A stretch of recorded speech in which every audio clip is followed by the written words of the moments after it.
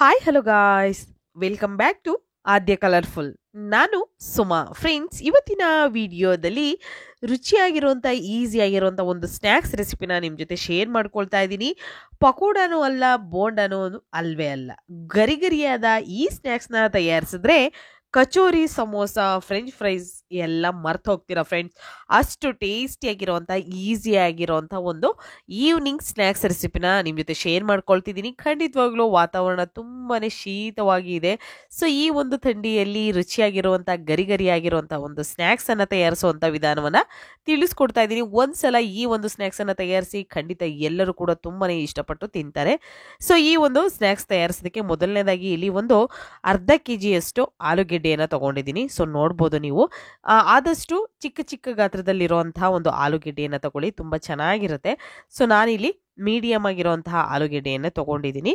So ಅದರಲ್ಲಿ ಕೆಲವೊಂದು ಚಿಕ್ಕವಿದಾವೆ, ಕೆಲವೊಂದು ದೊಡ್ಡವಿದಾವೆ. ಫ್ರೆಂಡ್ಸ್, ನೀವು ಯಾರಾದರೂ ಫಸ್ಟ್ ಟೈಮ್ ನನ್ನ ಚಾನಲ್ಗೆ ವಿಸಿಟ್ ಮಾಡಿದರೆ ಪ್ಲೀಸ್ ನನ್ನ ಚಾನಲ್ನ ಸಬ್ಸ್ಕ್ರೈಬ್ ಮಾಡ್ಕೊಳ್ಳಿ ಫ್ರೆಂಡ್ಸ್. ಹಾಗೆ ಲೈಕ್ ಮಾಡಿ ಮತ್ತು ಹೆಚ್ಚೆಚ್ಚು ಶೇರ್ ಮಾಡಿ. ಓಕೆ, ಈಗ ಈ ಸ್ವಲ್ಪ ದೊಡ್ಡವಿರೋದ್ರಿಂದ ನಾನು ಆಲೂಗೆಡ್ಡೆಯಲ್ಲಿ ಒಂದು 2 ಪೀಸನ್ನು ಮಾಡ್ಕೊಳ್ತಾ ಇದ್ದೀನಿ. ಚಿಕ್ಕ ಚಿಕ್ಕ ಆಲೂಗೆಡ್ಡೆ ಇದ್ದರೆ ಸೊ ಖಂಡಿತವಾಗ್ಲೂ ಅವನ್ನೇ ಉಪಯೋಗಿಸಿ, ಅದನ್ನೇ ಕಟ್ ಮಾಡೋದೇನು ಬೇಕಾಗೋದಿಲ್ಲ. ಹಾಗೆ ಅದನ್ನು ಚೆನ್ನಾಗಿ ನೀರಲ್ಲಿ ವಾಶ್ ಮಾಡಿಬಿಟ್ಟು ಒಂದು 2 ಸಲ ಚೆನ್ನಾಗಿ ನೀರಲ್ಲಿ ತೊಳಿರಿ.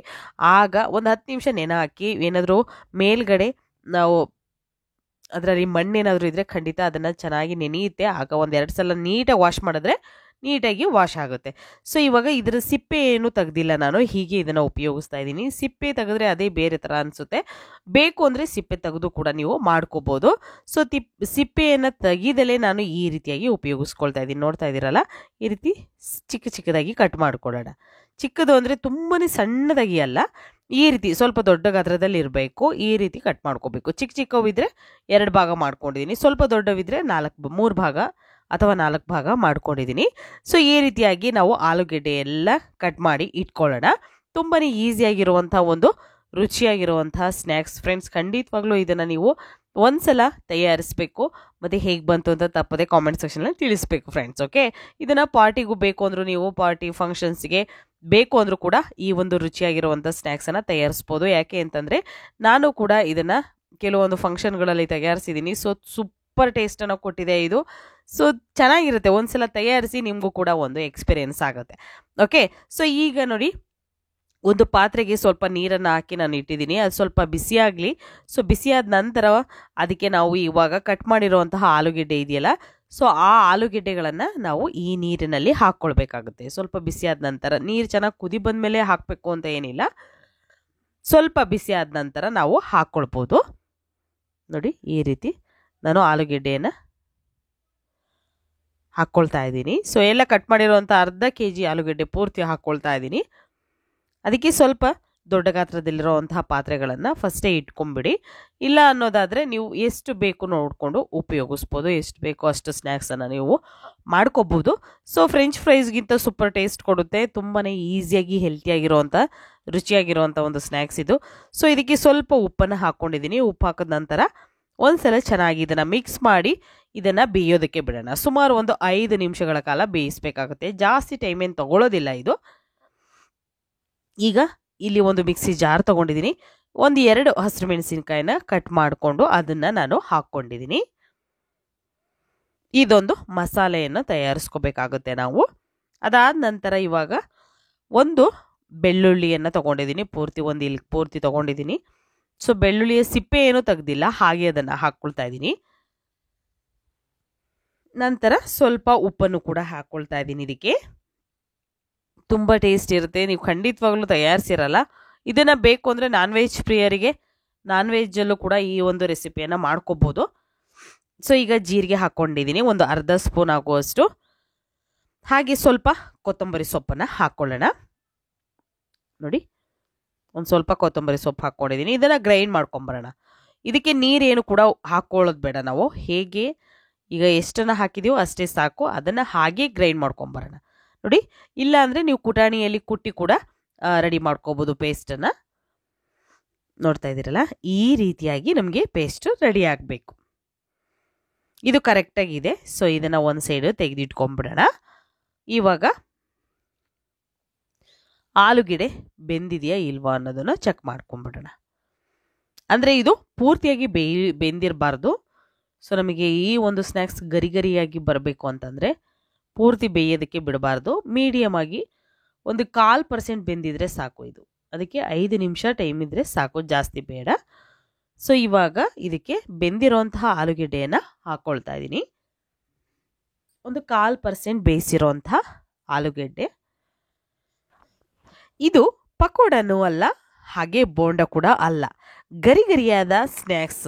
ಈ ಒಂದು ಸ್ನ್ಯಾಕ್ಸನ್ನು ತಯಾರಿಸಿದ್ರೆ ಕಚೋರಿ, ಸಮೋಸ, ಫ್ರೆಂಚ್ ಫ್ರೈಸ್ ಎಲ್ಲ ಮರ್ತೋಗ್ತೀರಾ ಫ್ರೆಂಡ್ಸ್. ಅಷ್ಟು ಟೇಸ್ಟಿಯಾಗಿರುತ್ತೆ ಮತ್ತು ತುಂಬಾ ಈಸಿಯಾಗಿ ಮಾಡ್ಕೊಳ್ಳುವಂತಹ ಒಂದು ರೆಸಿಪಿ ಇದು. ಸೊ ಈಗ ಆಲೂಗೆಡ್ಡೆಯನ್ನು ಎಲ್ಲ ನಾನು ಒಂದು ಬೌಲಿಗೆ ಹಾಕ್ಕೊಂಡಿದ್ದೆ. ಅದಾದ ನಂತರ ಇದಕ್ಕೆ 2 ಟೇಬಲ್ ಸ್ಪೂನ್ ಆಗುವಷ್ಟು ಕಾರ್ನ್ಫ್ಲೋರನ್ನು ಹಾಕ್ಕೊಳ್ತಾ ಇದ್ದೀನಿ. ಮೆಕ್ಕೆಜೋಳದ ಹಿಟ್ಟು ಅದನ್ನು ಹಾಕ್ಕೊಳ್ತಾ ಇದ್ದೀನಿ. 2 ಟೇಬಲ್ ಸ್ಪೂನ್ ಆಗುವಷ್ಟು ಹಾಕ್ಕೊಂಡು ಅದೊಂದು ಆಲೂಗೆಡ್ಡೆ ಮೇಲೆ ಒಂದು ಕೋಟೆಡ್ ಆಗಿ ಬರಬೇಕು. ಹಾಗೆ ನಾವು ಇದನ್ನು ಮಿಕ್ಸ್ ಮಾಡ್ಕೋಬೇಕು. ನೋಡಿ, ಈ ರೀತಿಯಾಗಿ ಮಿಕ್ಸ್ ಮಾಡ್ಕೋಬೇಕಾಗುತ್ತೆ. ಅಕಸ್ಮಾತ್ ಮಿಕ್ಸ್ ಆಗ್ತಿಲ್ಲ ಅಂದರೆ ಇದಕ್ಕೆ ಸ್ವಲ್ಪ ನೀರನ್ನು ಬೇಕು ಅಂದರೆ ಹಾಕ್ಕೊಳ್ಳಿ. ನೋಡಿ, 1-2 ಸ್ಪೂನ್ ಆಗುವಷ್ಟು ನೀರನ್ನು ಕೈಯಲ್ಲೇ ನಾನು ಚುಮುಸ್ಕೊಳ್ತಾ ಇದ್ದೀನಿ. ಈಗ ಚೆನ್ನಾಗಿ ಇದನ್ನು ಒಂದ್ಸಲ ಮಿಕ್ಸ್ ಮಾಡ್ಕೊಳ್ಳೋಣ. ಆಲೂಗೆಡ್ಡೆಗೆ ಈ ಕಾರ್ನ್ಫ್ಲೋರ್ ಹಿಟ್ಟು ಇದೆಯಲ್ಲ ಪೂರ್ತಿಯಾಗಿ ಕೋಟೆಡ್ ಆಗಬೇಕು. ಆವಾಗ ನಮಗೆ ಈ ಒಂದು ಸ್ನ್ಯಾಕ್ಸು ಚೆನ್ನಾಗಿ ಬರುತ್ತೆ. ಆಯ್ತಲ್ಲ, ಈಗ ಕರೆಕ್ಟಾಗಿ ಆಗಿದೆ. ಇದಕ್ಕೆ ಮತ್ತೆ ಈಗ 2 ಟೇಬಲ್ ಸ್ಪೂನ್ ಆಗುವಷ್ಟು ಅಕ್ಕಿ ಹಿಟ್ಟನ್ನು ಹಾಕ್ಕೊಳ್ಳೋಣ. ನಾವು ರೊಟ್ಟಿಗೆ ಉಪಯೋಗಿಸ್ತೀವಲ್ಲ ಅದೇ ಅಕ್ಕಿ ಹಿಟ್ಟು, ಅದನ್ನು 2 ಟೇಬಲ್ ಸ್ಪೂನ್ ಆಗುವಷ್ಟು ಹಾಕ್ಕೊಂಡಿದ್ದೀನಿ. ಮತ್ತು ರುಬ್ಬಿರೋ ಅಂತಹ ಮಸಾಲೆ ಇದೆಯಲ್ಲ, ಸೊ ಆ ಮಸಾಲವನ್ನು ಕೂಡ ಹಾಕ್ಕೊಳ್ಳೋಣ. ನೋಡಿ, ಇದಕ್ಕೆ ಬೇಕು ಅಂತಂದರೆ ನಿಮಗೆ ಅಚ್ಕಾರದ ಪುಡಿ ಕೂಡ, ನೀವು ಹಸಿರು ಮೆಣಸಿನ್ಕಾಯಿ ಉಪಯೋಗಿಸಲ್ಲ ಅಂದರೆ ಅಚ್ಕಾರದ ಪುಡಿ ಕೂಡ ಹಾಕ್ಕೊಳ್ಬೋದು. ಮತ್ತು ಕೊತ್ತಂಬರಿ ಸೊಪ್ಪು ಸ್ವಲ್ಪ ಹಾಕ್ಕೊಂಡಿದ್ದೀನಿ ನಾನು. ಇವಾಗ ಕಟ್ ಮಾಡಿರೋಂಥ ಕೊತ್ತಂಬರಿ ಸೊಪ್ಪು ಸುಮಾರು 1-2 ಸ್ಪೂನ್ ಆಗುವಷ್ಟು ಹಾಕ್ಕೊಂಡಿದ್ದೀನಿ. ಮತ್ತು ಚಾಟ್ ಮಸಾಲ ಹಾಕ್ಕೊಳ್ಳೋಣ, ಒಂದು ಅರ್ಧ ಸ್ಪೂನ್ ಆಗುವಷ್ಟು. ಹಾಗೆ ಇವಾಗ ಇದಕ್ಕೆ ಅಚ್ಕಾರದ ಪುಡಿಯನ್ನು ಹಾಕ್ಕೊಳ್ತಾ ಇದ್ದೀನಿ. ಕಾಶ್ಮೀರ್ ರೆಡ್ ಚಿಲ್ಲಿ ಪೌಡರ್ನ ನಾನು ಉಪಯೋಗಿಸ್ತಾ ಇರೋವಂಥದ್ದು, ಖಾರಕ್ಕೆ ಅನುಗುಣವಾಗಿ. ಯಾಕೆಂದರೆ ಹಸಿರು ಮೆಣಸಿನ್ಕಾಯಿ ಕೂಡ ಹಾಕಿದ್ದೀವಿ ನಾವು. ಸೊ ಅದಕ್ಕೋಸ್ಕರ ನೀವು ಅಚ್ಕಾರದ ಪುಡಿ ಎಷ್ಟು ಬೇಕಾಗುತ್ತೆ ನೋಡಿಕೊಂಡು ಉಪಯೋಗಿಸಿ. ಸ್ವಲ್ಪ ಖಾರವಾಗಿರಲಿ ಅಂದರೆ ಓಕೆ, ಏನು ತೊಂದರೆ ಇಲ್ಲ. ಈಗ ಚೆನ್ನಾಗಿ ಮಿಕ್ಸ್ ಮಾಡ್ಕೊಳ್ಳೋಣ. ಇದಕ್ಕೆ ಜಾಸ್ತಿ ಇಂಗ್ರೀಡಿಯೆಂಟ್ಸ್ ಕೂಡ ಬೇಕಾಗೋದಿಲ್ಲ. ತುಂಬಾ ಬೇಗ ಮನೆಯಲ್ಲಿರುವಂಥ ಪದಾರ್ಥಗಳನ್ನು ಉಪಯೋಗಿಸಿ ಮಾಡುವಂತಹ ಒಂದು ಗರಿ ಗರಿಯಾದ ರುಚಿಯಾಗಿರುವಂತಹ ಆಲೂಗೆಡ್ಡೆಯ ಒಂದು ಸ್ನ್ಯಾಕ್ಸ್ ಇದು. ಸೊ ಈಗ ನೋಡಿ, ಚೆನ್ನಾಗಿ ಮಿಕ್ಸ್ ಮಾಡ್ಕೊಂಡಿದ್ದೀನಿ. ಮಿಕ್ಸ್ ಮಾಡಿರೋದಾಗ ನೋಡ್ಬೋದು ನೀವು, ಒಂದು ಕೋಟೆಡ್ ಆಗಿ ಎಲ್ಲ ಮಸಾಲೆ ಕೂಡ ಅಂಟ್ಕೊಂಡಿದೆ. ಸೊ ಇದೇ ಕೋಟೆಡ್ ಆಗಿ ನಾವು ಇದನ್ನು ಫ್ರೈ ಮಾಡಬೇಕಾದ್ರೂ ಹಾಗೇ ಇರಬೇಕು, ಗೊತ್ತಾಗುತ್ತಲ್ಲ ಸೊ ಹೇಗಿರುತ್ತೆ ಅಂತ. ಇವಾಗ ನೋಡಿ, ಇದು ಮಿಕ್ಸ್ ಆಗಿದೆ. ಸೊ ಒಂದು ಸೈಡ್ ತೆಗೆದಿಟ್ಕೊಂಡಿದ್ದೀನಿ. ಈಗ ಆಲ್ರೆಡಿ ಎಣ್ಣೆ ಕಾಯೋದಕ್ಕೆ ಇಟ್ಟಿದೆ ನಾನು. ಇವಾಗ ಈ ಒಂದು ಆಲೂಗೆಡ್ಡೆಯ ಸ್ನ್ಯಾಕ್ಸನ್ನು ಎಣ್ಣೆಯಲ್ಲಿ ಫ್ರೈ ಮಾಡ್ಕೊಳ್ಳೋಣ. ನೋಡ್ತಾ ಇದ್ದೀರಲ್ಲ, ಈ ರೀತಿಯಾಗಿ ಹಾಕ್ಕೊಂಡಿದ್ದೀನಿ. ಎಣ್ಣೆಗೆ ಹಾಕಿದ್ರೂ ಕೂಡ ಈ ಒಂದು ಮಸಾಲ ಅಥವಾ ನಾವು ಹಾಕಿರುವಂಥ ಇಂಗ್ರೀಡಿಯೆಂಟ್ಸು ಅದು ಎಣ್ಣೆಯಲ್ಲಿ ಬಿಟ್ಕೊಳ್ಳೋದಿಲ್ಲ, ಹಾಗೆ ಆ ಸ್ನ್ಯಾಕ್ಸಿಗೆ ಅಂಟ್ಕೊಂಡೇ ಇರುತ್ತೆ. ಸೊ ಅಷ್ಟು ಚೆನ್ನಾಗಿರುತ್ತೆ. ಅದನ್ನು ಮಿಕ್ಸ್ ಮಾಡಬೇಕಾದ್ರೆ ನಾವು ಕೆಲವೊಂದು ಟಿಪ್ಸ್ಗಳನ್ನು ಫಾಲೋ ಮಾಡಿದ್ರೆ ಖಂಡಿತವಾಗ್ಲೂ ತುಂಬಾ ಚೆನ್ನಾಗಿ ಈ ಒಂದು ಸ್ನ್ಯಾಕ್ಸ್ ರೆಡಿ ಆಗುತ್ತೆ ಫ್ರೆಂಡ್ಸ್. ಓಕೆ, ಸೊ ಈ ಪೊಟ್ಯಾಟೊಯಿಂದ ಮಾಡಿರುವಂಥ ಸ್ನ್ಯಾಕ್ಸು ಹೇಗೆ ಬಂತು, ನೀವು ತಯಾರಿಸಿದಾಗ ಅನ್ನೋದನ್ನು ತಪ್ಪದೆ ತಿಳಿಸಿ. ಮತ್ತು ನಿಮ್ಗೆಲ್ಲರಿಗೂ ಇಷ್ಟ ಆಯಿತಾ ಇಲ್ವೋ ಅನ್ನೋದನ್ನು ಕೂಡ ನನಗೆ ತಿಳಿಸ್ಬೇಕು. ಓಕೆ, ಈಗ ಎಲ್ಲದನ್ನು ಕೂಡ ನಾನು ಹಾಕ್ಕೊಂಡಿದ್ದೀನಿ. ಸೊ 1 by 1 ಹಾಕ್ಕೊಂಡಿದ್ದೀನಿ. ಅದನ್ನು ಕೂಡ ಇವಾಗ ಫ್ರೈ ಮಾಡ್ಕೊಳ್ಳೋಣ. 2 ಸೈಡ್ ಕೂಡ ನಮಗೆ ಗೋಲ್ಡನ್ ಕಲರ್ ಬರಬೇಕು, ಅಲ್ಲಿವರೆಗೂ ನಾವು ಈ ಒಂದು ಸ್ನ್ಯಾಕ್ಸನ್ನು ಫ್ರೈ ಮಾಡ್ಕೋಬೇಕಾಗುತ್ತೆ. ನೋಡ್ತಾ ಇದ್ದೀರಲ್ಲ, ಟರ್ನ್ ಮಾಡ್ಕೊಳ್ತಾ ಇದ್ದೀನಿ. ಈಗ ಇನ್ನೊಂದು ಸೈಡು ಫ್ರೈ ಮಾಡ್ತಾ ಇದ್ದೀನಿ. ಒಂದು ಸೈಡ್ ಆಗಿದೆ ಅಲ್ಲ, ಕಲರ್ ಚೇಂಜ್ ಆಗಿದೆ.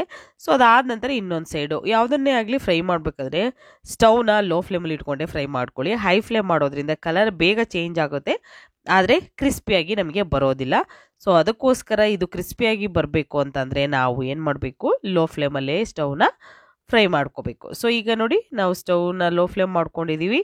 ಚೆನ್ನಾಗಿ ಇದು ಫ್ರೈ ಆಗ್ತಾ ಇದೆ, ಕಲರ್ ಕೂಡ ಚೇಂಜ್ ಆಗ್ತಾ ಇದೆ. ಸೊ ಇವಾಗ ಇದು ಆಲ್ಮೋಸ್ಟ್ ಅಲ್ಲಿ ರೆಡಿಯಾಗಿದೆ ಅಂತ ಭಾವಿಸ್ಬೋದು. ಇವಾಗ ಇದನ್ನು ಒಂದು ಟಿಶ್ಯೂ ಮೇಲೆ ತೆಗೆದಿಟ್ಕೊಳ್ಳೋಣ. ತುಂಬಾ ಈಸಿಯಾಗಿರುವಂಥ ಟೇಸ್ಟಿಯಾಗಿರುವಂಥ ಒಂದು ಪೊಟ್ಯಾಟೊ ರೆಸಿಪಿ ಅಂತ ಹೇಳ್ಬೋದು. ಈ ಒಂದು ಗರಿ ಗರಿ ಆಗಿರುವಂತಹ ಆಲೂಗೆಡ್ಡೆಯ ಒಂದು ಸ್ನ್ಯಾಕ್ಸನ್ನು ಒಂದ್ಸಲ ತಯಾರಿಸಿ ಫ್ರೆಂಡ್ಸ್, ಹೇಗೆ ಬಂತು ಅಂತ ತಿಳಿಸಿ. ಇವಾಗ ಇದನ್ನು ಒಂದು ಟಿಶ್ಯೂ ಮೇಲೆ ತೆಗೆದಿಟ್ಕೊಳ್ತೀರಿ. ನೋಡಿದ್ರೇ ಗೊತ್ತಾಗ್ತಾ ಇದೆ ನಿಮಗೆ ಎಷ್ಟು ಕ್ರಿಸ್ಪಿಯಾಗಿ ಇದೆ ಈ ಒಂದು ಸ್ನ್ಯಾಕ್ಸ್ ಅಂತ. ತಟ್ಟೆಗೆ ಹಾಕಿದ್ರೂ ಕೂಡ ಪಡಪಡ ಅಂತ ಅದು ಸೌಂಡ್ ಮಾಡುತ್ತೆ, ಅಷ್ಟು ಚೆನ್ನಾಗಿದೆ. ನೋಡ್ತಾ ಇದ್ದೀರಲ್ಲ, ನೋಡಿ ತುಂಬಾ ಗರಿ ಗರಿಯಾಗಿ ಬಂದಿದೆ. ಪರ್ಫೆಕ್ಟಾಗಿ ಬರುತ್ತೆ ಫ್ರೆಂಡ್ಸ್. ಖಂಡಿತವಾಗ್ಲೂ ನೀರು ಏನು ಜಾಸ್ತಿ ಉಪಯೋಗಿಸ್ಬೇಡಿ, ಆವಾಗ ಅಷ್ಟು ಅದು ನೀರು ಜಾಸ್ತಿ ಆದರೆ ನಮಗೆ ಅಷ್ಟು ಕ್ರಿಸ್ಪಿಯಾಗಿ ಬರೋದಿಲ್ಲ. ಅದಕ್ಕೋಸ್ಕರ ನೀರನ್ನು ಕಮ್ಮಿ ಉಪಯೋಗಿಸಿ ಕಲಿಸ್ಬೇಕಾದ್ರೆ. ನೋಡಿ, ಈಗ ಒಂದು ಟಿಶ್ಯೂ ಮೇಲೆ ತೆಗೆದಿಟ್ಕೊಳ್ಳಿ. ಇದನ್ನು ಒಂದು ಸರ್ವ್ ಮಾಡ್ಕೊಳ್ಳೋಣ. ಇವಾಗ ಬೇಕು ಅಂದರೆ ಇದನ್ನು ಚಟ್ನಿ ಜೊತೆ ಕೂಡ ಕೊಡ್ಬೋದು ಅಥವಾ ಸಾಸ್ ಜೊತೆ ಕೂಡ ಕೊಡ್ಬೋದು. ತುಂಬಾ ಈಸಿಯಾಗಿರುವಂಥ ರುಚಿಯಾಗಿರುವಂಥ ಒಂದು ಪೊಟ್ಯಾಟೊ ಸ್ನ್ಯಾಕ್ಸನ್ನು ಶೇರ್ ಮಾಡಿದ್ದೀನಿ ಫ್ರೆಂಡ್ಸ್. ದಯವಿಟ್ಟು ನೀವು ಕೂಡ ತಯಾರಿಸಿ. ಸೊ ಇವತ್ತಿನ ವಿಡಿಯೋ ಸ್ವಲ್ಪನಾದರೂ ಇಷ್ಟ ಆಗಿದ್ರೆ ಚಾನಲ್ನ ಸಬ್ಸ್ಕ್ರೈಬ್ ಮಾಡ್ಕೊಳ್ಳಿ ಫ್ರೆಂಡ್ಸ್. ಹಾಗೆ ಲೈಕ್ ಮಾಡಿ ಮತ್ತು ಹೆಚ್ಚು ಶೇರ್ ಮಾಡಿ. ಇವತ್ತಿನ ವಿಡಿಯೋನ ಇಲ್ಲಿಗೆ ಮುಗಿಸ್ತಾ ಇದ್ದೀನಿ. ಮತ್ತೆ ಇನ್ನೊಂದು ಹೊಸ ವಿಡಿಯೋ ಜೊತೆ ಬರ್ತೀನಿ. ಅಲ್ಲಿವರೆಗೂ take care, bye, see you.